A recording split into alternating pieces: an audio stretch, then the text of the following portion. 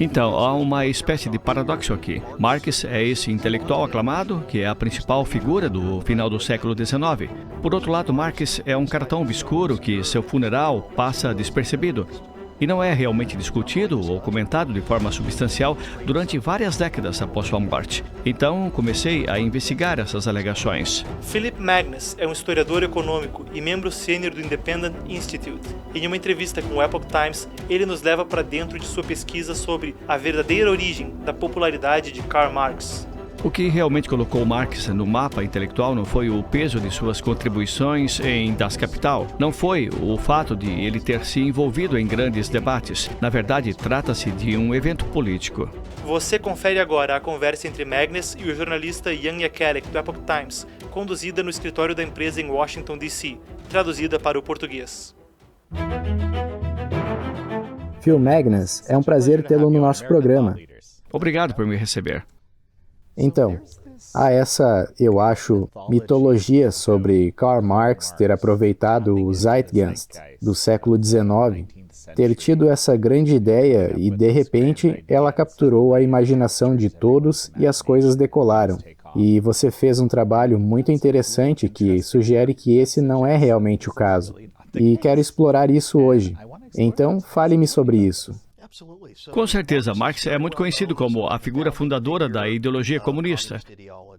Ele inspirou vários movimentos ao longo do século XX, sendo o mais famoso a União Soviética, e é considerado uma figura importante no cânone intelectual. E com isso vem uma espécie de mitologia de que Marx havia descoberto algo sobre a condição humana no século XIX. Ele tinha visto trabalhadores de fábricas na pobreza e em situações extremas no local de trabalho que não eram boas no final do século XIX, e supostamente descobriu que isso era um grande problema com as trocas econômicas capitalistas de livre mercado. Ele supostamente diagnosticou esse problema e previu que algo precisava ser feito, que algo precisava mudar, ou então haveria grandes problemas para a humanidade no futuro. E há a noção de que Marx era como se fosse semelhante a todos esses outros grandes pensadores do século XIX. Gosto de citar John Stuart Mill, que de fato morou no mesmo bairro que Karl Marx, em Londres, por um período. Marx é apresentado como se fosse o interlocutor dos economistas do livre mercado e de outros pensadores de sua época, e acabou emergindo no século XX, devido aos méritos de suas ideias, como a principal figura da esquerda acadêmica e filosófica. E, no entanto, a realidade é que Marx morreu quase na obscuridade. Cerca de uma dúzia de pessoas compareceram ao seu funeral em 1883, quando ele faleceu. E, olhando para trás, para o século XX, há um famoso historiador de esquerda chamado Philip Foner, que escreveu um livro sobre o funeral de Marx. Ele vai pesquisar o livro esperando que haja todas essas demonstrações de luto das classes trabalhadoras de todo o mundo. E ele escreve na introdução de seu livro que está surpreso por ter vasculhado os jornais e o obituário de Karl Marx quase não aparece. Nem mesmo as revistas socialistas se dão conta de quem é esse cara. Portanto, há uma espécie de paradoxo aqui. Marx é esse intelectual aclamado que é a principal figura do final do século XIX. Por outro lado, Marx é um cara tão obscuro que seu funeral passa despercebido e não é realmente discutido ou comentado de forma substancial por várias décadas após sua morte. Então, comecei a investigar essas alegações e outros historiadores e filósofos já haviam apresentado essa ideia antes. Eles disseram que o que realmente colocou Marx no mapa intelectual não foi o peso de suas contribuições em Das Kapital, não foi o fato de ele ter se envolvido em grandes debates. Na verdade, foi um evento político. É a União Soviética. É a Revolução Russa de 1917. E o que acontece lá é que Lenin toma o poder à força por meio de um golpe de Estado, derruba o governo anterior em um momento de fraqueza política e usa os recursos do Estado russo para começar a propagandear Karl Marx. Então, é basicamente isso que acontece. Isso é fascinante. Você realmente analisou isso empiricamente. Sim. E eu quero me aprofundar nisso. Eu realmente quero me aprofundar nisso em detalhes, porque você criou uma maneira muito elegante de tentar avaliar a influência intelectual dele ao longo do tempo. Mas, antes de entrarmos nesse assunto, Há muitas mitologias, inclusive em torno da própria Revolução Russa. Todos sabem que Lenin foi uma figura central, isso ninguém discute. Exatamente, sim. Mas será que foram realmente as classes trabalhadoras perseguidas que se revoltaram? O que de fato aconteceu lá? Eis, aqui é a contradição fundamental da teoria marxista. Marx se apresenta como um representante das massas. Toda a sua noção de história, o mecanismo da história, é definida por uma disputa por recursos materiais. E a sociedade tem os que têm e os que não têm. E ele olha ao redor e diz, bem, os que não têm são muito mais numerosos do que os que têm. Os proletários são mais numerosos do que os proprietários de capital. Portanto, tudo o que precisamos fazer é fazer com que eles se levantem e tomem os meios de produção. E isso dá início à nova era socialista, basicamente. Isso é o básico da teoria marxista. E, no entanto, toda vez que há uma revolução em nome de Marx, não é esse levante popular em massa. Na verdade, trata-se de um pequeno grupo de intelectuais, geralmente bem educados, provavelmente de classe média alta, pessoas de origem não proletária, mas que se interessaram pela teorização socialista e comunista. E o que eles fazem é organizar revoluções, golpes de Estado violentos, geralmente com grupos muito pequenos. E é isso que aconteceu em 1917. Na verdade, há duas revoluções russas em 1917. Uma ocorreu no início do ano, é o fim da Primeira Guerra Mundial. O Estado russo está desestabilizado. O czar abdica. E ele entrega o controle, basicamente, a um governo quase eleito que tem todos os tipos de facções diferentes. Mas é um governo muito fraco e instável. Então, Lenin entra em cena. Na verdade, ele entra na Rússia. Ele foi liberado e teve permissão para viajar pelo território alemão. É como uma tática de guerra. Eles disseram, vamos encontrar todos esses agitadores e vamos despejá-los em São Petersburgo para enfraquecer o inimigo na frente oriental. Portanto, essa é uma tática intencional para desestabilizar o governo russo. E Lenin faz exatamente isso. Ele chega lá com um grupo muito pequeno de marxistas dedicados. E em um momento de vulnerabilidade, eles invadem o país com armas em punho, tomam o poder, consolidam-no rapidamente, basicamente, prendendo ou executando toda a oposição, eliminando a oposição. E isso lança a Rússia em uma guerra civil da qual Lenin acaba saindo vitorioso. Agora ele tem esse mito que diz que o povo o apoia, porque é isso que a teoria marxista prevê. Mas, na realidade, é apenas um pequeno grupo de rebeldes das classes intelectuais.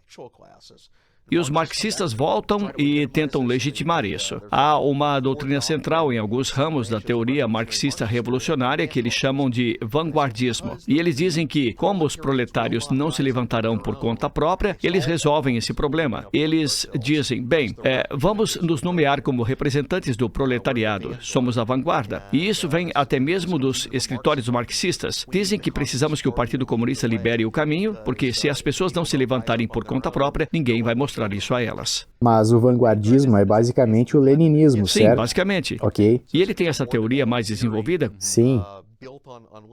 Com base em alguns trechos do texto de Marx que ele transforma em uma teoria formal própria que, surpreendentemente ou não, se encaixa exatamente no que ele quer fazer. Sabe, é interessante. Recentemente, ouvi dizer que Xi Jinping está procurando realmente codificar toda a sua versão do pensamento comunista. Havia o pensamento de Xi Jinping, mas algo mais formal está sendo preparado. Portanto, parece que todo líder tenta fazer esse tipo de coisa. Mas antes de falarmos sobre isso, fale-me um pouco sobre você. Por que você sabe tanto sobre isso? E especialmente de uma forma que não parece ser a visão dominante ou geralmente aceita. Exatamente. Certo. Bem, sou historiador econômico por formação e estudo o século XIX, início do século XX, que é contemporâneo a esses eventos. Também analiso a história do pensamento econômico. Portanto, é o intercâmbio de ideias entre como os economistas estão interpretando o mundo ao seu redor e os eventos econômicos reais que estão ocorrendo. Então, pegue uma figura como Marx, que supostamente está observando as condições da classe trabalhadora na Inglaterra do século XIX, época da Revolução Industrial. E supostamente é um comentarista desse assunto. E ele é até certo ponto. Não acho que ele seja um comentarista tão preciso quanto a visão pró-marxista dominante diz que ele é, mas, mesmo assim, ele é uma figura daquela época. Por isso, sempre me interessei em saber como Marx foi recebido, como Marx foi compreendido em sua própria época. E o que acontece é que quase ninguém sequer sabia dele. Bem, e uma das coisas que eu certamente não compreendi até, digamos, a última década, quando me tornei completamente consciente disso, é o verdadeiro poder da propaganda.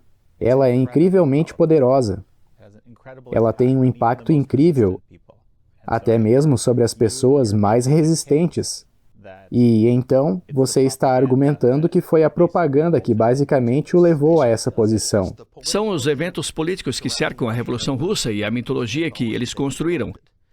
E você percebe isso imediatamente. Uma das primeiras coisas que Lenin faz depois de chegar ao poder na Rússia é começar a criar basicamente um culto estatal em torno da figura de Karl Marx. E ele encomendou estátuas. Todos nós já vimos os infames pôsteres de propaganda em que Marx, Engels e Lenin estão alinhados lado a lado.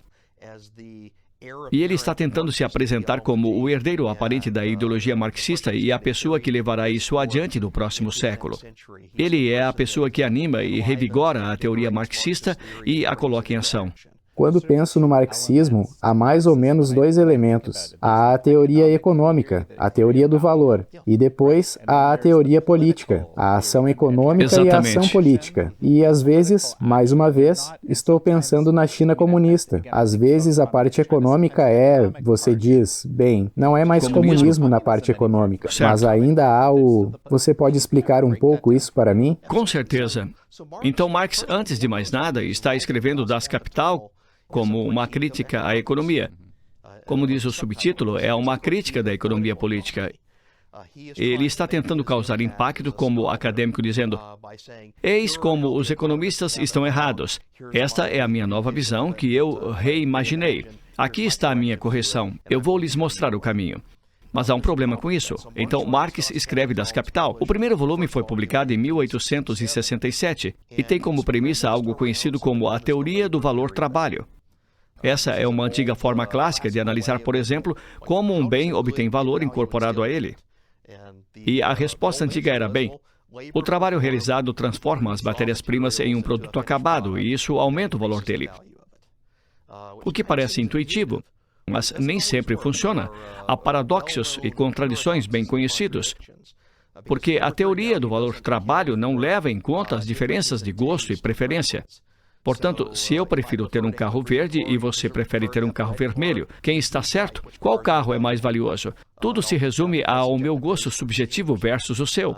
E há todo tipo de situação em que a teoria do valor-trabalho não funciona. Portanto, esse era um problema com o qual os economistas estavam lidando. Mas Marx adota a teoria do valor-trabalho e diz que podemos levar ela um passo adiante. Sabemos que os trabalhadores da fábrica não recebem o valor total pelo qual seus produtos estão sendo vendidos. E o que ele diz é que, basicamente, os donos da fábrica, os donos do capital, estão pegando a diferença entre o salário que dão ao trabalhador e o que ganham com a venda do produto. E ele diz que essa é a mais-valia, se você pegar a diferença entre o preço e basicamente o que o trabalhador recebe. Ele diz que essa é a mais-valia. E como os trabalhadores, os proletários, não têm acesso à mais-valia, eles são explorados. E eles perceberão que estão sendo explorados e, por fim, se levantarão em uma revolução. Esse é o mecanismo, os blocos básicos de construção do sistema marxista. Ele publica isso em 1867, mas descobre-se que toda a sua teoria de valor está errada. Os economistas descobriram que não é o trabalho realizado que confere valor a algo. São as preferências subjetivas exercidas à margem de uma decisão econômica. É a próxima unidade que eu compro. O exemplo clássico é que uma garrafa de água vale muito mais no deserto do que nas ruas de Washington, D.C. E o oposto também é verdadeiro. Um diamante vale muito mais nas ruas de Washington, D.C. do que no deserto. E é essa circunstância, é essa ocasião que lhes dirá qual deles você vai trocar pelo outro. Se você tivesse um saco de diamantes no deserto, ele seria basicamente inútil para você se não tivesse água. Portanto, você estaria disposto a trocá-lo por água. Esse é o paradoxo clássico. O que os economistas fazem é descobrir que, se o valor vem de preferências subjetivas exercidas na margem, temos de fato um sistema de preços funcional que podemos derivar disso. Assim, em 1871, apenas 4 anos depois de Marx escrever sua magnum opus, Das Kapital, 2 economistas diferentes resolvem simultaneamente o problema do valor. Trata-se de Karl Menger, na Áustria, e William Stanley Jevons, na Grã-Bretanha. Eles simplesmente se deparam com o problema simultaneamente, embora estejam estudando as mesmas coisas. E 4 anos após a publicação do livro de Marx, ele se tornou obsoleto. O erro está lá. O erro fundamental no início de seu texto está presente e os economistas, de modo geral, já seguiram em frente quando... Isso, por si só, é surpreendente, pois suspeito que o Manifesto Comunista seja mais lido do que Das Kapital. Mas Das Kapital é lido bastante. E é o segundo livro de Marx mais lido atualmente. Quero dizer, o Manifesto é um livro curto, fácil e relativamente acessível. Por isso, é claro, é muito utilizado, mas o núcleo, a Bíblia do marxismo, é Das Kapital. E ambos têm teorias semelhantes. Um é uma versão muito mais truncada do outro. Das Kapital também acrescenta coisas que Marx aprendeu nas décadas entre os 2 livros. Mas esse livro, você sabe, e ele o publica em 1867, e basicamente passa despercebido. O próprio Marx, acho que em uma piada famosa, disse que gastou mais dinheiro em charutos que fumou enquanto escrevia o livro do que ganhou com Das Kapital. Portanto, ele sabe que o livro é basicamente um fracasso. E, no entanto, Lenin lhe deu uma nova vida gerações mais tarde. Mas, voltando aos profissionais de economia, eles o leem e o consideram. Assim, nas décadas de 1880 e 1890, houve vários comentários dos principais economistas na época. Eles leram Das Kapital e concluíram que a lógica do livro é circular. A teoria do valor está errada. Ela tem contradições internas que Marx não consegue resolver. E como resultado disso, é basicamente um texto que devemos deixar de lado como uma doutrina econômica errônea. E não se trata apenas de pessoas do lado do livre mercado. John Maynard Keynes, a principal figura da economia progressista do século XX, leu Das Kapital e lhes perguntaram sua opinião sobre ele. E ele diz que é um livro obsoleto, desinteressante para o mundo moderno. Surpreendente. Sim. Então, falamos sobre o aspecto econômico do marxismo. Mas, e o que é isso? Veja, por que estou falando disso agora? Porque muitas vezes as pessoas me dizem que, sabe, em um lugar onde não estamos mais praticando o marxismo econômico, que demonstrou fracassar estrondosamente todas as vezes que foi aplicado, mas isso não é mais comunismo. Mas eu discordo. O que você acha? Bem, os dois estão entrelaçados. E se você ler Marx, ele os vê como interligados. É a teoria econômica dele que leva à doutrina da mais-valia, que leva a essa condição de exploração que faz com que os trabalhadores se revoltem. E Lenin percebe isso. Na verdade, antes do surgimento de Lenin, havia um grande debate nas alas marxistas. Você sabe, há ativistas marxistas, mas eles estão na periferia realmente extrema da extrema esquerda. E a grande questão que se apresentava a eles era: devemos seguir a versão revolucionária de Marx? Ou tentamos obter reformas trabalhistas por meio do socialismo democrático em um parlamento? E há uma grande divisão entre eles sobre quem tem a estratégia certa. Lenin sai vitorioso dessa situação porque executa a revolução.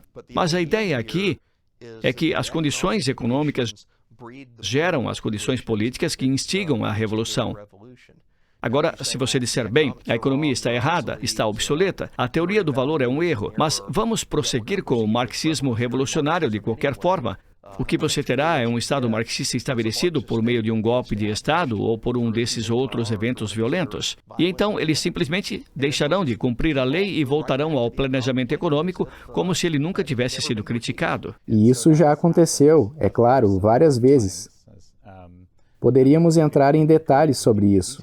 Mas, em alguns casos, por exemplo, a China comunista olhou para a União Soviética e pensou, a maneira como eles faziam sua economia provavelmente não é uma boa ideia. Vamos fazer algo diferente. Então eles modificaram. Isso ainda é comunismo? Acho que há elementos de comunismo, porque há propriedade estatal e controle estatal sobre os principais contribuintes da economia. Certo? Agora, eles têm noção suficiente de que estão relaxando, de que há um elemento capitalista de fato em jogo em muitos aspectos da economia chinesa, mas a qualquer momento, em qualquer dia, a liderança do Partido Comunista pode estalar os dedos e, de repente, o que estava operando como uma empresa privada passa a ser um ativo estatal. Então, Ou uma empresa externa que está investindo, certo? exatamente. É como se estivessem no fio de uma navalha. Por isso, pode acontecer a qualquer momento. Agora, eles não fazem isso com tanta frequência porque reconhecem que a ruína econômica vem do planejamento central. Quero dizer, basta voltar à experiência da União Soviética. É uma sucessão de desastres e tentativas de planejar centralmente uma economia. E eles realmente estavam tentando agir de acordo com as doutrinas de Karl Marx. Ora, Marx tem uma contradição interna nelas. Isso foi reconhecido muito cedo pelos economistas. Eles observaram que a mão de obra é tanto um insumo precificado quanto um produto. Então, como você calcula o valor justo da mão de obra se eles estão simultaneamente dependentes um do outro? Ela contribui para a produção, mas também é um produto em si. E acontece que isso é matematicamente impossível. Portanto, para planejar centralmente uma economia, e isso é conhecido, acho que foi provado conclusivamente em 1906 por um economista bastante simpático a Marx, Ladislaus Borkowitz, investigou e tentou fazer todas essas provas matemáticas. E ele chega e diz, basicamente, isso não pode ser feito. Vou oferecer uma solução alternativa de como transformar o trabalho como o insumo em um produto com preço. E ele não consegue fazer isso. Há outras contradições fundamentais. Quando se tenta planejar centralmente uma economia, os sinais de informação são todos distorcidos porque os preços são eliminados. Os preços transmitem sinais tanto para os compradores quanto para os vendedores. Como, por exemplo, o que está em demanda popular. Que produto as pessoas querem? Ele também dá sinais para os vários estágios de produção na fábrica. Por exemplo, como obtenho meus insumos? De onde tiro minhas matérias-primas? Você precisa de preço para fazer isso de forma funcional. E se você tirar isso e tentar planejar centralmente a partir de um burocrata ou de um decreto de cima, eles precisam saber tantas informações para executar isso que se torna fisicamente impossível. Bem, e o que você está me dizendo, quero dizer, o que está se tornando aparente para mim enquanto você discute tudo isso, é que há um aspecto necessário de coerção Certo. para que isso aconteça. É a garantia. É o poder coercitivo do Estado. E sabe, os regimes marxistas e comunistas, muitos deles inicialmente, começam de cima para baixo e dizem, vamos planejar centralmente a economia e vamos fazer isso certo dessa vez. A União Soviética tem seus planos de 5 anos para se industrializar. A China maoísta, o grande salto para frente é toda essa organização econômica de cima para baixo. Castro tentou fazer isso, Hugo Chávez tentou na Venezuela, Pol Pot tentou no Camboja. É uma sucessão de regimes e todos eles começam de cima para baixo. E eles seguem, basicamente, uma de duas direções. Infelizmente, a primeira direção é a repressão política extrema e severa. Eles descobrem que o plano não está funcionando e, por isso, reprimem de forma violenta e física.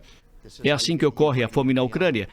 É assim que se obtém repressão maoísta e a Revolução Cultural. É assim que se obtém os campos de extermínio do Camboja. As pessoas não concordam com o plano, portanto, o que fazemos? Eliminamos as pessoas. Eliminamos as pessoas que são obstáculos.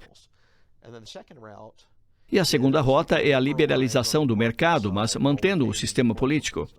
E foi assim que a China descobriu depois dos fracassos da era maoísta. Assim poderiam liberalizar a economia e, na verdade, imitar essencialmente o que acontece em um sistema capitalista ocidental, mas ainda manter o controle político e, a qualquer momento, pegar ele de volta. E sabendo o que sabemos aqui no Epoch Times sobre a economia chinesa, ainda é muito instável. Certo. Acho que essa seria a melhor maneira de descrever a situação, mas talvez seja mais semelhante a outros sistemas que também estão interessados em um planejamento mais centralizado de várias formas. Nunca se pode confiar nos dados de um regime de planejamento centralizado. Isso era verdade para a União Soviética. Eles sempre tiveram esses números publicados oficialmente que diziam, bem, estamos nos industrializando em um ritmo tal que seremos a maior economia do mundo. E, infelizmente, alguns economistas muito ingênuos no século XX viam isso e publicavam livros que mostravam que a economia soviética estava projetada para ultrapassar a dos Estados Unidos. Mas havia um economista na década de 1950 chamado Warren Notter, que começou a estudar alguns dos dados de produção e a analisar alguns dos números não oficiais. Na verdade, ele fez uma viagem pela União Soviética. Quando voltou, disse que eles estavam mentindo sobre suas estatísticas por motivos políticos. E, na verdade, a economia soviética é muito mais fraca. Bem, e o problema é que esse é o problema. É tudo uma questão de estruturas de incentivo, certo? Essa é uma das lições que aprendi, mais uma vez, na última década. Observe as estruturas de incentivo e você descobrirá muitas coisas, certo? E quero dizer, se você tem um líder que tem poder absoluto, ou um politburo, ou um partido, você sabe, seu incentivo para entregar o que eles estão exigindo é muito alto, certo? Se isso é verdade ou não, é uma questão secundária. Sim, então Stalin fez isso com os censos soviéticos. Ele precisava mostrar que certos números do censo foram atingidos para provar que o Estado soviético estava crescendo. Mas ele também tinha esse problema com a fome maciça que criou, em que milhões de pessoas morreram e os números do censo não batiam. Então, o que ele faz? Ele cancela o censo de 1937 e diz, bem, vocês precisam fazer o censo novamente e me dar os números corretos, porque preciso mostrar essencialmente o que prometi mostrar. Portanto, o incentivo político é sempre esse. Se vocês tiverem um sistema capitalista de livre mercado funcional, não precisará mentir sobre os números, porque as evidências estão ao seu redor. Se vocês tiverem um estado de comando e com controle de cima para baixo e os números reais não corresponderem à sua projeção política, o incentivo estará lá para enganar. Certo. E depois há o estado intermediário. Sim. Certo. O estado intermediário das coisas, em que há um pouco de verdade e um pouco de mentira. Exatamente, exatamente. Fascinante. Muito bem. Bem, vamos ao seu estudo, sim? Então, o que você fez?